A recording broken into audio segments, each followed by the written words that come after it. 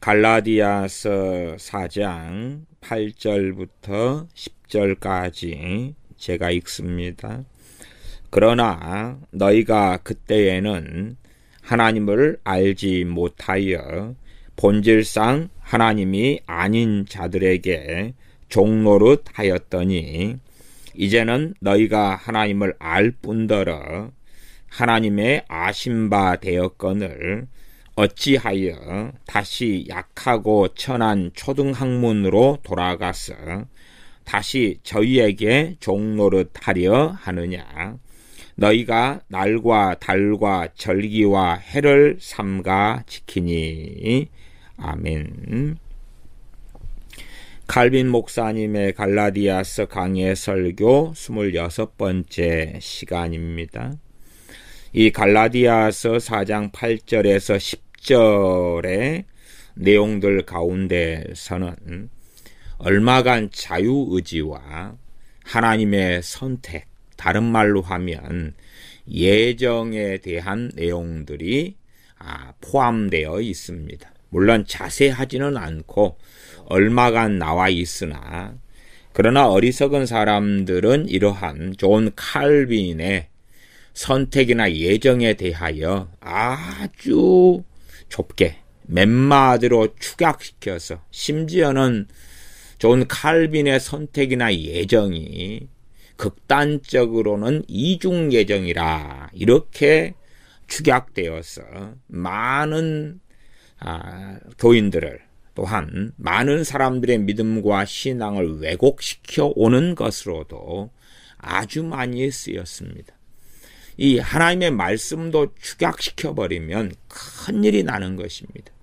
여러분이 혹시 갈라디아서 몇 장 안 되는 성경이지만 6장짜리 성경을 한 줄로 축약한다면 과연 맞겠습니까? 틀리겠습니까?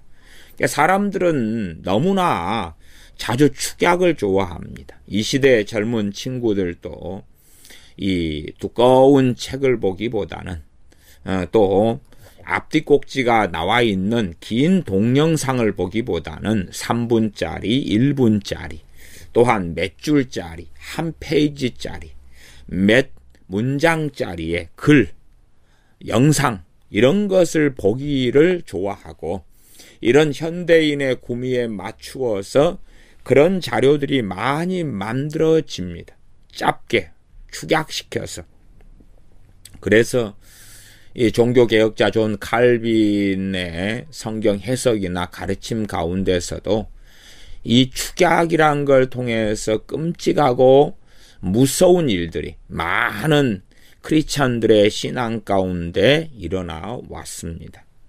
그래서 최소한 이 갈라디아서 강해 설교 26번째 시간의 내용들을 제가 얼마간 읽어가면서 함께 나누지만 혹여 그 가운데에서 선택의 내용들이 나왔는데 그 내용들 얼마라도 우리가 축약한다면 잘못되고 말 것입니다. 예정이나 선택에 대하여 얼마간 풀어서 설명되어 있는데 이 정도 이해만 하고 있어도 우리가 잘못된 길을 걸어가는 어리석음은 없고 왜 성경에 있는 이 예정, 선택을 자유의지와 특별히 비교하여 혹은 때로는 반대 측면에서 다루면서 어떻게 하나님의 이 은혜와 우리 주 예수 그리스도의 복음이 영광스러운지 우리가 또한 주님을 하나님을 찬양하며 그 은혜에 의지해야 하는지를 얼마간 깨닫고 알게 될 수도 있겠습니다. 그러므로 우리가 성경도 함부로 축약하면 큰일이 납니다. 이 과거에도 성경 어떤 장에 대하여 제목은 달 수 있고 주제는 달 수 있으나 그 주제나 제목을 축약으로 생각하고 그렇게 했다면 그 사람들은 잘못된 길을 걸어가게 됩니다. 제게는 많은 신학자들의 책들이 제 서재에는 있습니다. 그리고 성경의 장마다 주제나 제목이 나와 있는 그런 개론서, 신약 개론, 구약 개론서 등의 책도 많이 있습니다. 그러나 유감스럽게 성경 각 장의 개론서들이 또한 제목이나 내용이 달려있는 것들을 볼 때에 오류들이 생각 외로 심각합니다. 말하자면 각 본문이나 각 장의 내용을 아주 왜곡시켜서 제목이나 주제를 단 것들이 유명한 신학자임에도 태반입니다. 태반.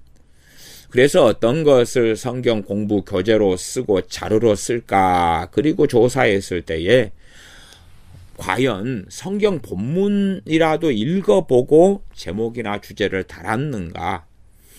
성경 본문을 과연 아는 이 신학 박사님들인가 하는 이 의구심 또한 의심을 합당한 의심을 할 수밖에 없을 때가 많았습니다. 칼빈 목사님의 갈라디아서 강의 설교 26번째 챕터를 제가 읽어가겠습니다. 사도 바울이 갈라디아 사람들 가운데로 들어가서 열심히 가르쳤음에도 불구하고 그들은 이탈해 나갔습니다. 그 말은 그들이 예수 그리스도와 복음을 완전히 버렸다기보다도 그들이 쉽게 속아서 그릇된 가르침을 받아들였고 잘못된 가르침을 따랐다는 것입니다. 그 갈라디아 교회 교인들은 전과 다름이 없이 우리 주 예수 그리스도의 이름으로 모여서 예배하고 기도하였지만 거기에 미신, 우상 숭배, 또한 잘못된 구약의 율법의 의식들을 추가함으로 그들의 신앙과 믿음을 더럽혔습니다.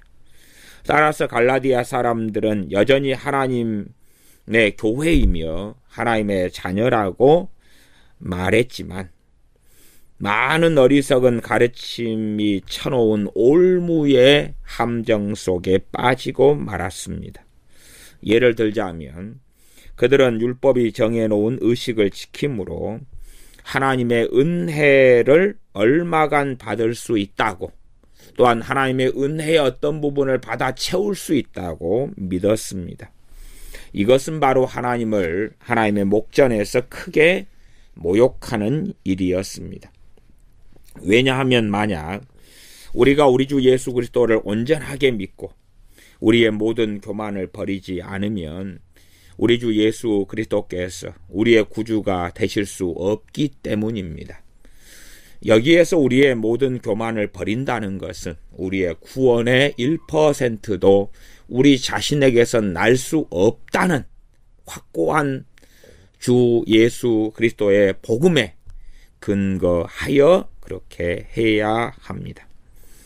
그러므로 갈라디아 사람들의 죄는 그들이 교묘하게 유혹을 당하여 미혹되어 복음에서 떨어져 나간 것입니다.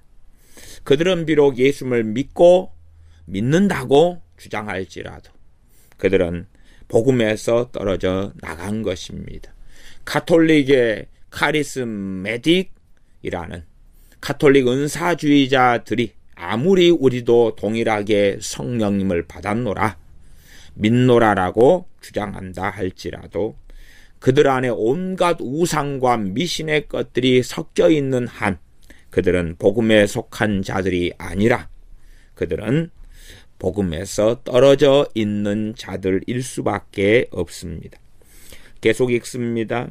이 갈라디아 사람들은 참된 신앙에 대하여 과거에는 아무것도 몰랐던 불쌍한 이방인들이었습니다. 하나님께서 그들을 찾으셔서 그들에게 진리에 대한 지식을 허락하시고 인자하게 그들을 받아들여 주셨습니다.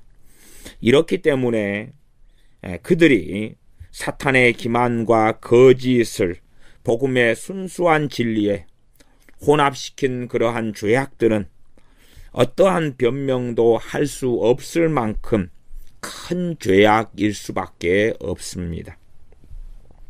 사도 바울은 그들이 하나님을 몰랐을 때에 우상을 섬겼다는 사실을 본문에 언급합니다. 그때에는 너희가 하나님을 알지 못하여 본질상 하나님이 아닌 자들에게 종노릇하였더니 라는 말씀을 갈라디아서 4장 8절이 합니다. 그러나 너희에게는 복음을 하나님께서 가르쳐 주셨고 너희에는 그만큼 많은 복을 받았다. 그것은 너희 자신의 노력이나 지혜 때문이 아니라 오로지 너희가 하나님을 찾기 전에 하나님께서 너희를 찾아주심으로 하나님의 사랑을 너희에게 주셨기 때문이다. 너희가 이러한 방법으로 하나님께 인도되었는데 너희가 뒷걸음질 치고 또한 너희가 진리라고 알고 있는 바른 가르침을 꾸준하게 지키지 못했는데 어떤 변명을 할 수 있겠느냐. 그렇게 사도 바울을 통해 하나님은 말씀하시는 것입니다. 사도 바울은 또한 말하기를 너희는 선택을 잘못했다. 하나님께서는 자신을 너희에게 드리셨는데 너희는 하찮은 것 때문에 하나님을 떠났다. 왜냐하면 율법의 의식은 주 예수 그리스도가 없으면 아무런 가치가 없기 때문이다. 심지어 주님께서 제정하신 세례나 성찬이라 할지라도 우리 주님이 없다 하면 그 세례와 성찬의 의식 자체만으로는 아무런 가치가 없습니다. 너희들은 하나님을 아무런 가치가 없는 분으로 여기는 반면 너희는 아무런 가치가 없는 것들을 중요하게 여기고 있다. 바울은 이러한 시점에서 분노하여 그의 노력이 헛되게 된 것 같다고 말씀합니다. 왜냐하면 사도 바울은 그들에게 복음을 완전히 이해시키기 위하여 오랫동안 노력해 왔기 때문입니다. 그는 특별한 예를 들어서 약하고 천한 초등학문, 즉 율법에 나오는 절기들을 지키는 것에 대해서 언급했습니다. 그렇게 하는 것이 하나님의 은혜를 받는 절대적인 것이라고 갈라디아 사람들은 어리석게 복음에 혼합시키고야 말았습니다. 율법에 나오는 절기들을 지키는 것, 날을 지키는 것, 할례를 받는 것 등을 하나님의 은혜의 수단, 구원에 첨가시키는 것으로 복음을 변질시켰습니다. 우리는 이 말씀 속에 있는 경고를 눈여겨보아야 합니다. 하나님께서는 우리를 불러주신 후에 복음 안에서 우리의 믿음을 지키지 못하면 비록 우리는 불쌍한 불신자들은 변명할 수 있을지 몰라도 가장 무서운 정죄를 우리는 피하지 못할 것입니다.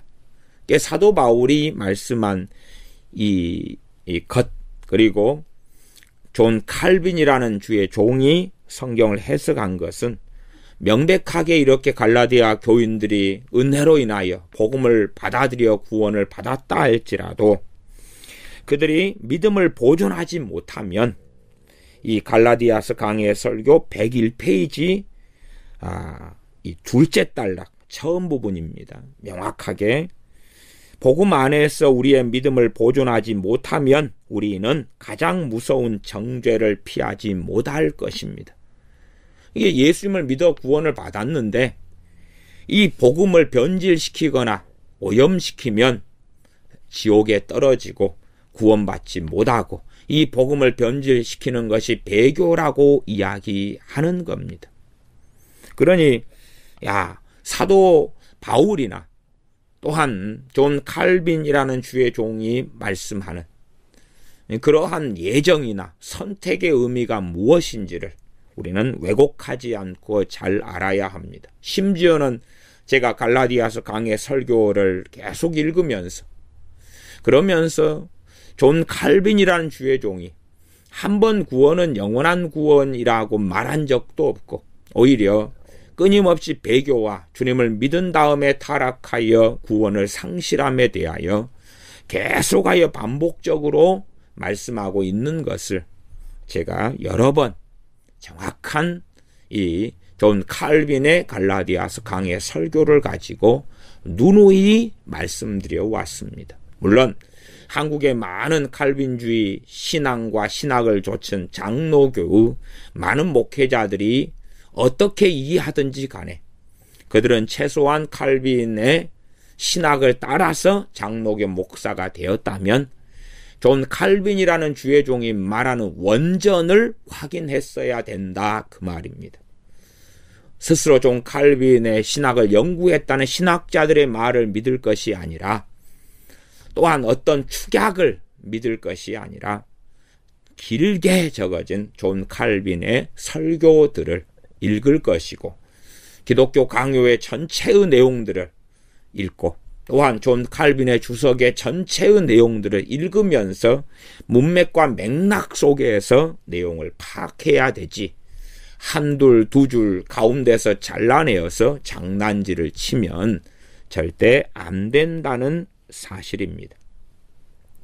저도 보수주의 신학교를 다니고 신학대학원을 다닐 때에 이러한 존 칼빈의 신학에 대하여 한둘 두 줄 잘라내어서 말하는 많은 신학 박사들 때문에 실제로 오랜 시간 동안 괴로움을 많이 당하였습니다. 그러다가 칼빈의 이중 예정 같은 것이지요. 또한 잘못된 예정론을 통하여 모든 것을 예정으로 보는 그 괴로움 등입니다.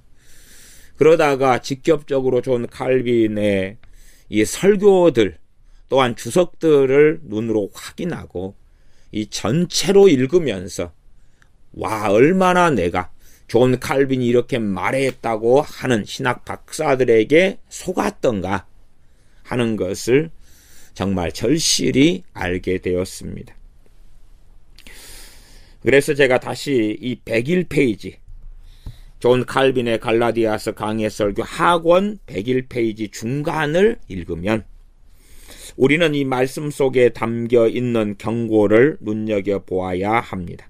하나님께서 우리를 불러주신 후에 복음 안에서 우리의 믿음을 보존하지 못하면 비록 불쌍한 불신자들은 변명을 할 수 있을지 몰라도 우리는 가장 무서운 정죄를 피하지 못할 것입니다. 변명할 여지 자체도 없고 가장 무서운 정죄가 뭡니까? 지옥의 판결이지. 나는 너희를 알지 못하노라 하는 판결 속에 영원한 지옥에 들어가는 것입니다. 이단자들은 비록 그들이 무식한 생활을 할지라도 그러한 정죄, 하나님의 심판을 받게 될 것입니다. 왜냐하면 모든 사람들은 그들의 불신앙에 대한 심판을 받게 될 것이기 때문입니다. 그러나 우리 자신을 그들과 비교해 보면 그들은 10가지 이상의 변명을 할 수 있을지 몰라도 우리가 의지할 수 있는 것이 하나도 없다는 것을 알 수 있습니다. 무슨 말인고 하니 우리가 자랑할 것이 주님의 십자가밖에 없고 심지어는 우리가 주님을 잘 믿다가 어그러진 길로 갔을 때에는 우리는 그러한 이단자들이나 불신자들보다도 주님 앞에 변명할 여지 자체가 없다는 것입니다.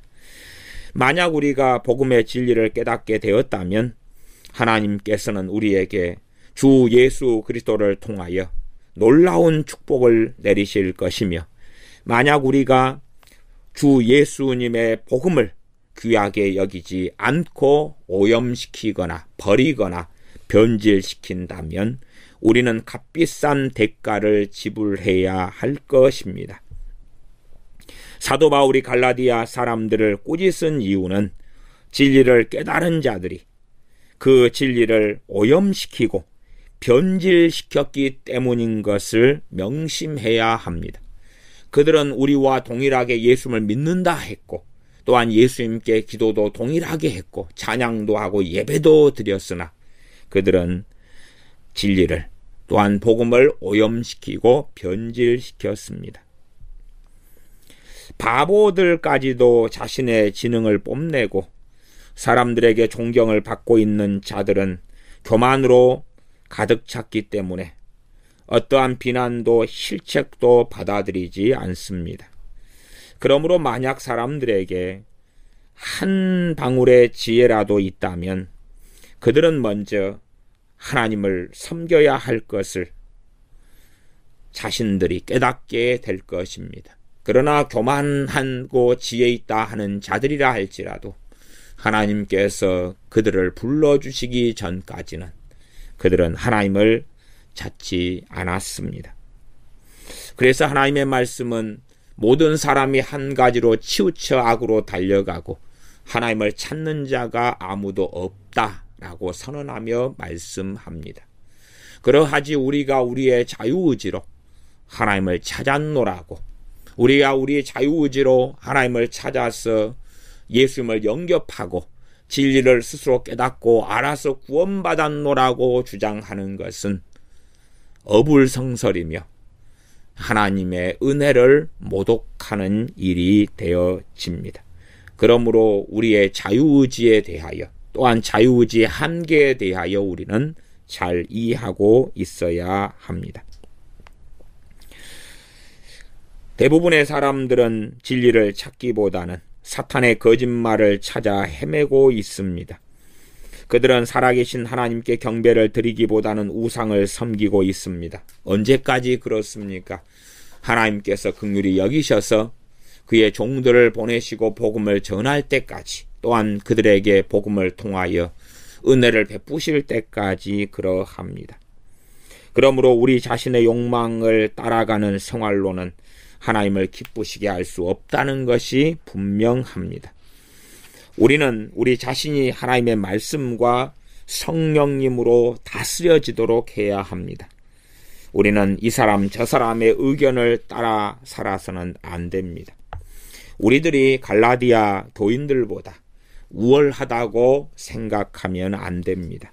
우리는 하나님께서 은혜를 통하여 우리의 마음을 밝혀주실 때까지는 내적으로 완전히 타락해 있었다는 것을 인정해야 합니다. 갈라디아서 4장 9절 말씀은 이제는 너희가 하나님을 알 뿐더러 하나님의 아신 바 되었거늘 이라고 말씀합니다. 하나님께서는 하나님 자신의 질투에 대하여 출애굽기 20장 5절에도 말씀합니다. 이것은 하나님께서는 우리를 일부분만이 아니라 온전히 하나님께 속하는 사람으로 만드시고 우리를 완전히 소유하고 싶어 하시는 것을 알 수 있는 말씀입니다.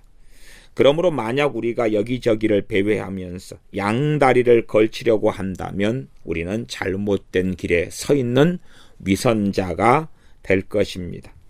우리는 하나님께 충성해야 합니다. 사도 바울이 사탄에게 속임을 당하는 것이나 복음을 포기하는 것에 관하여 고린도 후서 11장 3절에서 언급한 것이 아니라 그리스도를 향하는 진실함과 깨끗함에서 떠나 부패되는 것에 대하여 말씀하고 있는 것을 주목해야 합니다. 그리스도를 향하는 진실함과 깨끗함에서 떠나 부패하는 것은 우리가 주님을 믿는다고 하면서도 복음의 진리 구원을 얻게 하는 우리 주 예수 그리스도를 믿는 믿음의 완전성, 우리 주 예수 그리스도의 십자가 흘리신 대속을 통해서만이 구원받은 진리에 무언가를 첨가하는 그 어리석음을 포함하여 말씀하는 겁니다. 갈라디아 사람들은 예수 그리스도와의 인연을 끊거나 그들이 세례받은 것을 도외시하지 않았습니다. 그들은 여전히 복음을 믿고 있다고 고백했지만 그들은 복음을 왜곡했고 그들의 고백을 변조시켰습니다. 밀가루 반죽 덩어리 전체를 발효시키는 데는 적은 양의 누룩만 있으면 됩니다. 그와 같은 이치로 만약 사람들이 하나님의 진리에 그들의 머리로 생각해낸 것들을 조금만 더한다면 결국은 하나님의 이 복음의 진리와 구원의 역사는 모두 다 그 사람에게 망가져서 무효화되고 말 것입니다. 사람들이 그들의 머리로 가르침을 만들어내려고 하는 뻔뻔스러운 짓을 해서 참된 신앙과 종교를 변조시킬 때에 이러한 일이 일어납니다. 거짓 선생들과 거짓 선지자들이 주 예수 그리스도의 복음의 진리에 무언가를 조금 첨가시키고 결국에는 그들은 복음을 떠나며 하나님의 영원한 저주를 받는 그러한 자들로 전락하고야 말게 됩니다. 복음의 순수한 가르침에서 이탈하는 것은 하나님께서 계시다는 것을 모르는 것이 그것보다는 더 나은 것입니다. 하나님이 계시다는 것을 모르는 사람들은 지옥의 판결을 면하지 못하죠. 그런데 복음의 순수한 가르침에서 벗어나 섞어버리는 것은 더 비참하다 그 말입니다. 그 지옥보다 더 비참한 형벌을 피할 수 없다 하는 것이 존 칼빈이라는 주의 종이 말씀을 해석하고 설명하는 것입니다. 107페이지 중간입니다. 사도 바울은 갈라디아 사람들은 복음을 따르라는 부름을 받았지만 그들은 그것을 선택하지 않았고 얼마간 복음을 따르다가 그들의 자유의지에 따라서 그들은 다른 길로 가고야 말았습니다. 하나님께서는 그들이 비록 멀리 떨어져서 방황하고 있는 자들이었으나 그들을 불러내시는 큰 은혜와 긍휼을 베푸셨고 그들이 바로 갈라디아 교인들이었습니다.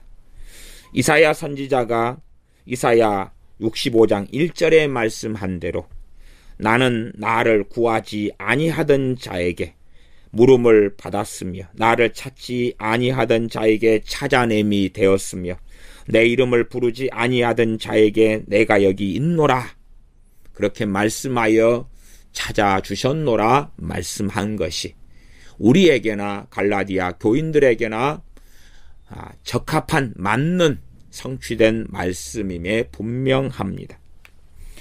하나님께서는 이렇게 말씀하셨던 것입니다. 갈라디아서 65장 1절을 다르게 설명한다면 그렇다. 너희는 모두 지옥을 향하여 가고 있었고 너희 중에는 내가 구해줄 만한 자격이 있는 사람이 아무도 없었다. 그러나 나는 너희들의 처참한 상태를 불쌍히 여겼다. 나는 너희에게 나 자신을 드러내 보이는 긍휼을 베풀었다. 그러나 그것은 모두 은혜로 말미암은 것이다. 사실은 너희들은 나를 찾지 않았고 나를 찾으려 하지도 않았으며 나에게서 떨어져 길을 헤매고 있었다 하시는 말씀입니다. 구약 성경에 하나님의 백성이 이스라엘에 대해서도 하나님께서는 동일하게 말씀해 오셨습니다. 이스라엘은 하나님의 긍휼과 은혜를 입을 자들이 아니나 하나님께서 그들을 사랑하셔서 하나님의 소유로 만드셨고 하나님께서 그들을 친히 신랑 되어 주시며 아버지가 되어 주셔서 그들을 구원으로 이끌어 오셨다고 말씀하셨으나 이스라엘은 교만하게 되어져서 자신들이 무슨 구원을 받을 만한 자격이 있는 것이냐 하나님의 은혜와 그 사랑을 모독하였습니다. 하나님께서는 우리의 목자로 우리와 함께 생활하시면서 우리를 변화시키시고 또한 우리를 하나님의 양으로 삼으시기 전에 우리는 하나님에 대한 반역의 일에만 골몰한 자들이었습니다. 비록 우리가 복음에 대해서 잘 알고 있을지라도 우리 자신이 다른 사람들보다 더 훌륭한 것처럼 생각해서는 안 됩니다.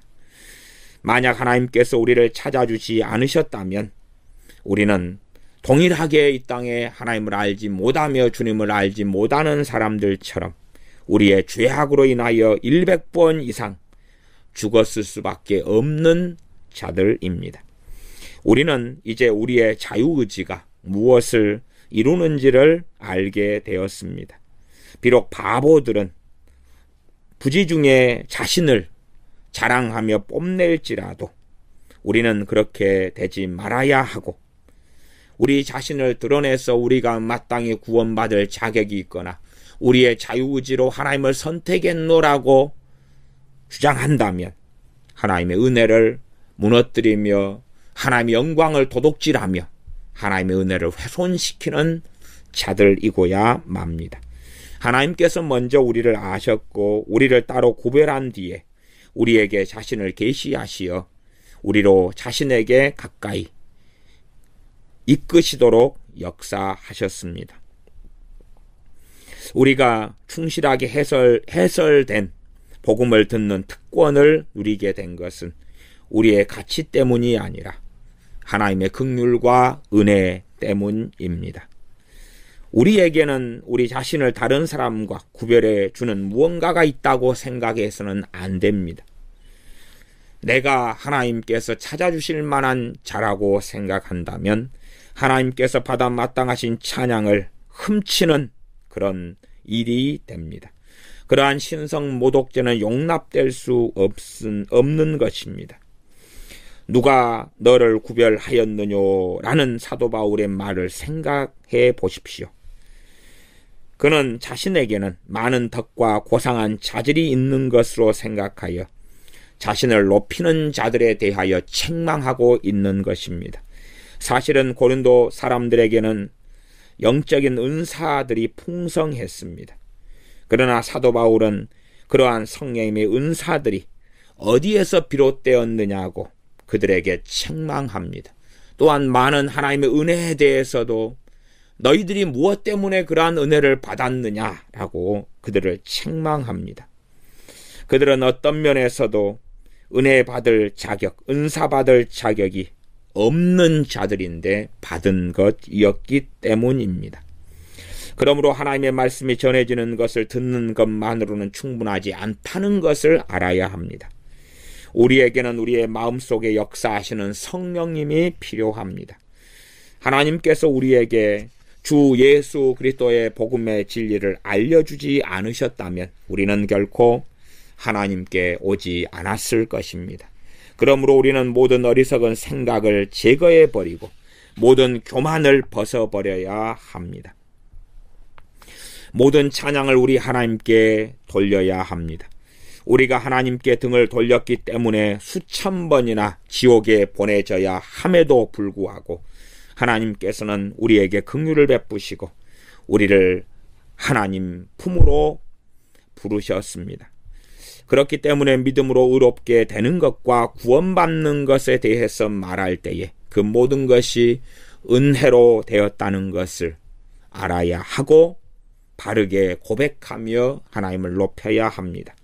우리는 믿음을 우리 안에서 만들어낼 수가 없기 때문에 그것이 우리에게 주어집니다.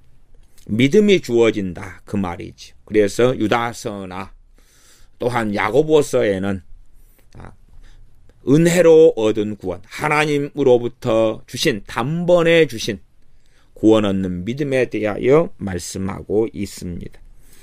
우리가 구원받게 된 이유는 우리를 구별해 주시고 또한 우리를 이끌어 주신 하나님의 은혜임을 깨닫고 경건하고 겸손하게 살아야 합니다. 하나님께서는 우리에게 하나님의 구원의 복음에 대하여 올바르게 알게 하셨으니 우리는 하나님께서 보여주신 길을 끝까지 바르게 걸어가야 합니다. 만약 어떤 사람이 자신을 위해 준비된 음식을 보고서 그 음식이 자신에게 유익이 될 것이라는 것을 알면서도 그 음식 대신에 오물과 쓰레기를 찾아서 그것을 먹는다면 그는 얼마나 어리석은 사람으로 판명나겠습니까? 율법의 순수한 가르침과 하나님의 복음에 만족하지 못하는 사람들도 그와 마찬가지입니다. 이사야 55장과 요한복음 7장의 말씀처럼 우리의 영원한 갈증과 기갈을 해소해 줄 영원한 샘물이 있음에도 그들은 물을 마시기보다는 목이 마르는 것을 더 좋아하는 어리석은 사람과 같습니다.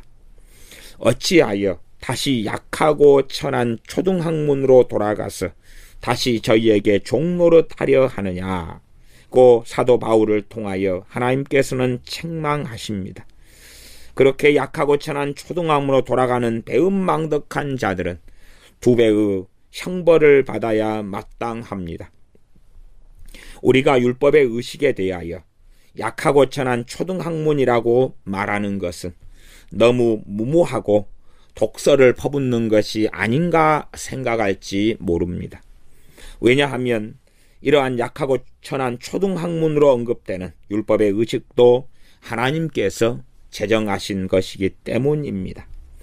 그러나 비록 이와 같은 의식들이 구약에는 기본이었으나 그러나 이것의 본래 목적은 우리 주 예수 그리스도를 예시하시기 위함이었고 또한 이 율법의 의식을 통하여 사람들을 구원으로 인도하는 언약이 있었습니다.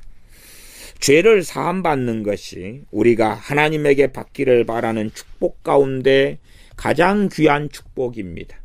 왜냐하면 우리가 하나님과 화해할 수 있는 것은 죄 사함을 통해서 이루어지기 때문입니다.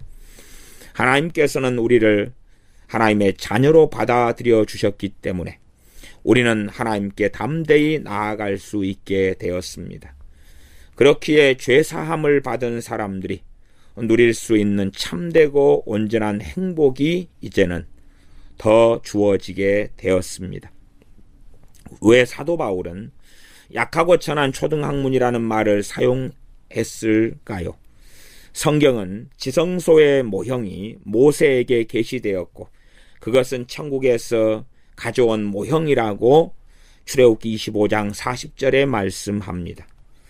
주 예수님께서는 이 세상에 오셔서 자신의 죽으심과 부활로 이러한 약하고 천한 초등학문되는 구약의 율법의 의식들을 모두 다 폐해졌음을 보여주셨습니다. 골로새서 2장 17절에 말씀한 대로 이것들은 장래일의 그림자이나 몸은 그리스도의 것입니다. 이것이 사실이니 만약 우리가 성찬식과 같은 우리 주님께서 친히 제정하신 의식이라 할지라도 그 의식의 중요성을 지나치게 강조한다면 우리는 그것을 우리 주 예수 그리스도에게서 분리시키는 것이 됩니다. 그러면 그러한 성찬이라 할지라도 우리에게 무슨 유익이 있겠습니까?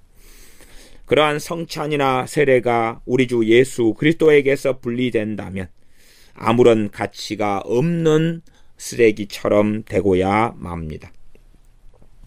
이러한 의식들이 올바른 방법으로 지켜지고 사용되었을 때에는 유익한 열매를 얻게 합니다.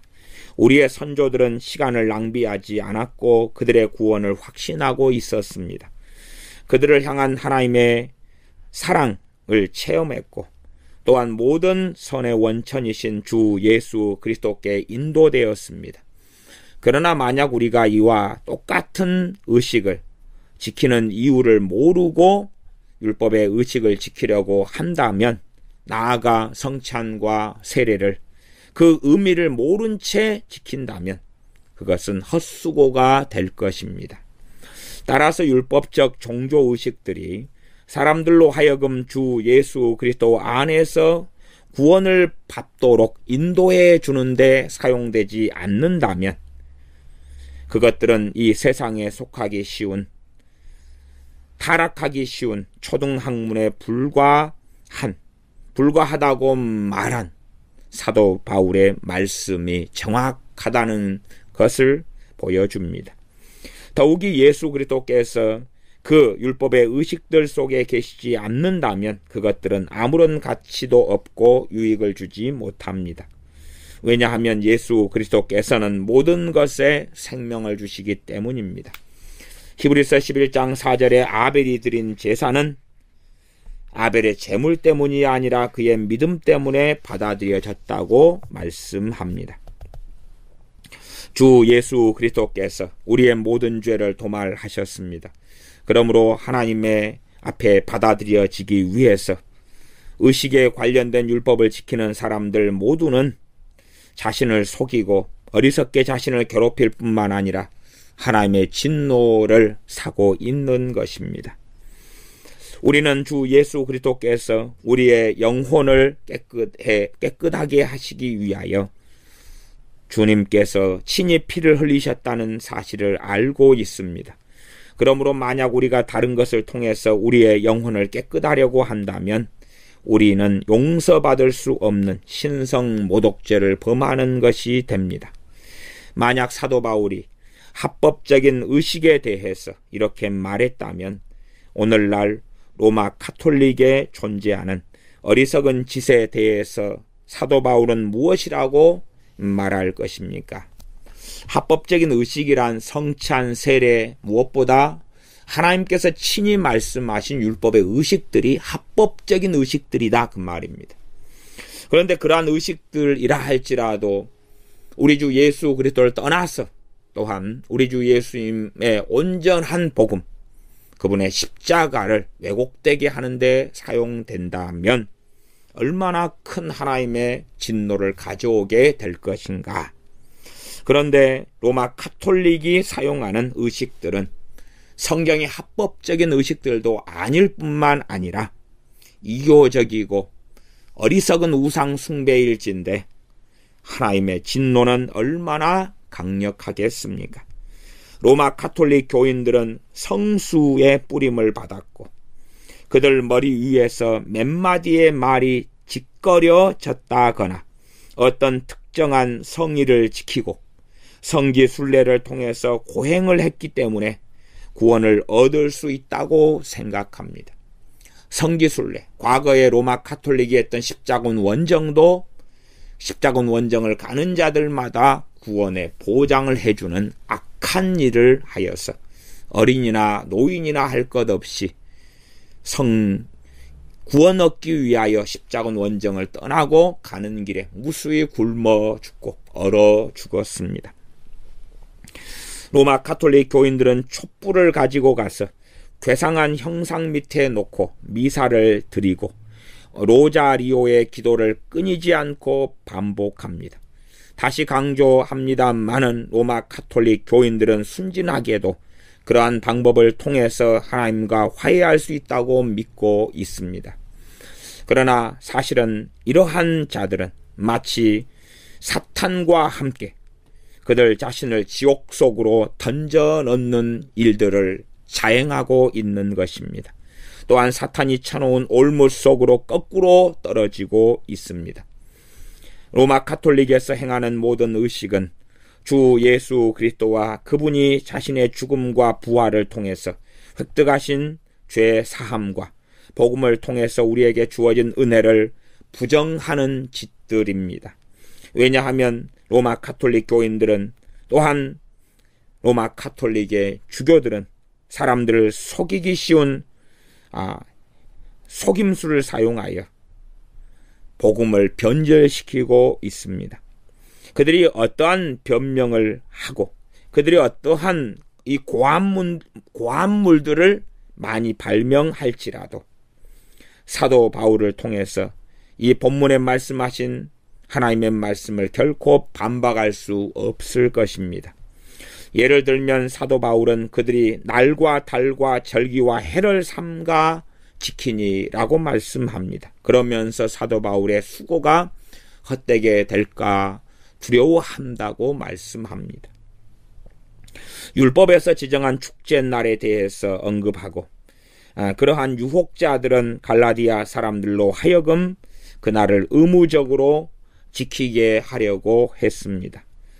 날과 달과 절기와 해를 지키도록 하여 그들은 구원을 완성시키는 것처럼 또한 구원을 이루고 하나님의 은혜를 받는 것처럼 만들려 했습니다. 그들은 주 예수 그리스도께서 자신의 피로 사신 또한 주신 자유 대신에 통제와 예속을 받아들이고 말았습니다. 사도 바울은 그와 같은 이유 때문에 이러한 의식의 남용을 대단히 경노하고 분노했습니다.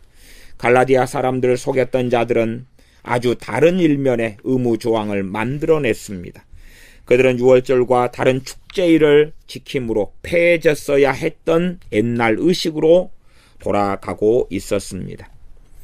유월절이 율법 시대에 지켜졌던 것은 백성들로 하여금 그들이 애굽 땅에서 구출되어 나왔다는 것을 기억하게 하고 그들이 약속받았던 위대한 구원을 간절히 기다리게 하기 위해서였습니다. 유월절이 지켜졌던 것은 하나님의 구원하신 노예에서 구원하신 은혜를 찬양하고 또한 우리 주 예수 그리스도 메시아를 기다리게 하기 위하여 유월절이 있었던 것이지, 우리 주님께서 오신 이후에는 유월절은 이제는 필요 없어지게 된 것입니다. 그러한 까닭으로 사도 바울은 우리에게 우리의 유월절 어린 양 곧 주 예수 그리스도께서 산제물로 바쳐졌다고 고린도전서 5장 7절에 말씀합니다. 율법 아래에서 유월절에 희생이 되는 어린 양에 의하여 예표되었던 것들이 오늘날 우리의 중보자 되시는 예수 그리스도를 통하여 이루어졌음을 보여줍니다. 유월절처럼 초막절도 그와 같아서 하나님께서 유대인들에게 그들이 한때 건물이나 집이 없는 광야에서 살았다는 것과 이곳저곳 떠돌아다니면서 오랫동안 거기에 거했다는 것을 생각나게 해 주었습니다. 그러므로 그들의 인생이 순례자에 불과하고 그들은 영원한 본향에 가야 함을 알려주는 절기가 되었습니다. 첫 열매를 드리는 수장절에 대해서도 같은 말을 할 수 있습니다. 그리고 백성들이 그들의 죄를 엄숙히 고백하는 절기가 있었으면 그것은 유대인들을 예수 그리스도에게로 인도하기 위해서 계획된 그러한 것들이었습니다. 예수님께서 알려지셨는데도 이런 의식을 갖는다는 것은 참으로 어리석은 짓입니다. 우리는 이것들의 목적과 실체를 무시하고 있습니다. 주 예수 그리스도께서 나타내신 바 된 것도 그와 같아서 우리에게는 율법 아래서 필요했던 의식이 더 이상 필요하지 않게 되었습니다. 만약 우리가 그러한 의식들을 계속하여 지킨다면 그러한 의식들을 통해서 하나님을 오히려 모르게 되고야 말 것입니다. 복음을 변질시키는 어리석은 죄악 속에 빠지는 일이기 때문에 그렇습니다. 왜냐하면 우리는 율법의 의식들을 남용하고 오용하기 때문입니다. 우리는 만약 우리가 복음의 진리에서 조금이라도 벗어난다는 것은 바로 예수 그리스도를 떠난다는 것을 의미한다는 사실에 특별한 주의를 기울일 필요가 있습니다. 갈라디아서 강해 설교 칼빈 목사님의 117페이지 둘째, 셋째, 넷째 줄입니다. 제가 다시 읽어드리겠습니다. 우리가 만약 복음의 진리에서 조금이라도 벗어난다는 것은 바로 예수 그리스도를 떠난다는 것을 의미한다는 사실에 특별한 주의를 기울일 필요가 있습니다. 그렇습니다. 복음의 진리에서 떠나면, 우리 주 예수 그리스도만을 통한 구원에서 떠나면 그 사람은 예수님을 떠나는 것이다. 그래서 이러한 배교자들이 정말 많이 이 존 칼빈의 종교개혁 시대에도 많이 일어났고 또한 지금의 시대에도 많은 것입니다. 마귀는 많은 사람들을 미혹하여서 이 복음의 진리에 조금만 뭔가를 섞으려 합니다. 그러나 누르기 옴덩이에 퍼지게 되는 것입니다. 비록 그들이 주님의 이름으로 기도하고 주님을 믿는다고 주장해도 그러나 주 예수 그리스도를 통한 구원은 누릴 수 없는 것입니다. 율법 아래에서는 만약에 안식일에 나무 토막에 망치질을 하려고 하거나 집안일을 해도 사형을 선고받을 수 있는 죄를 범하는 것이었습니다. 한 주전자의 물을 끓이려고 해도 하나님께서는 사형에 처하라고 명령했습니다. 이게 안식일의 법이지요. 하나님께서는 나는 너희들에게 내가 너희를 거룩하게 하는 하나님이라는 것을 알려주시려고 안식일을 주셨습니다. 오늘날에도 우리는 거룩하게 될 수 있습니다. 그러나 우리는 우리의 선조들처럼 이러한 안식일을 지킴으로 거룩하게 되지는 않습니다. 왜냐하면 그렇게 이러한 날들을 지킴으로 거룩하게 되려 한다면 우리 주 예수 그리스도를 모독하는 것이 되기 때문입니다. 이러한 이상의 내용들로 우리가 특정한 날들을 지키는 문제와 관련해서 우리가 기억해 두어야 할 내용들입니다. 무엇보다도 우리는 우리 주 예수 그리스도에게서 좋은 것들을 받았기 때문에 변함없이 주 예수님께 충성해야 하고 주님께 온전히 의지해야 한다는 것을 우리는 반드시 알아야 합니다. 만약 우리가 이리저리로 방황하게 되면 우리는 우리에게 온전하고 완전한 삶과 기쁨과 구원과 영광을 주시는 우리 주 예수님에게 떠나는 것이 되고야 맙니다. 우리는 그러한 배은망덕한 죄를 짓지 않도록 해야 할 것입니다. 그러므로 우리는 복음이 전해지는 것을 들을 때마다 하나님께서 하시는 말씀에 귀를 기울이고 가짜 가르침과 진짜 가르침을 구별하고 인간의 교묘한 책략을 알아야 합니다. 우리가 하나님의 온전하고 성실한 자녀가 되기 위해서 우리 주 예수 그리스도께서 우리를 다스려 주시기를 구해야 합니다. 또한 우리를 온전히 주님께서 소유해 주시기를 기도합시다. 이것들이 우리가 마지막 날에 정죄받지 않기 위해서 명심해 두어야 할 요점들입니다. 우리는 결코 하나님을 떠나거나 버리지 맙시다. 아멘. 우리가 마지막 날에 정죄받지 않기 위하여 명심해야 될 요점들입니다. 그러지요.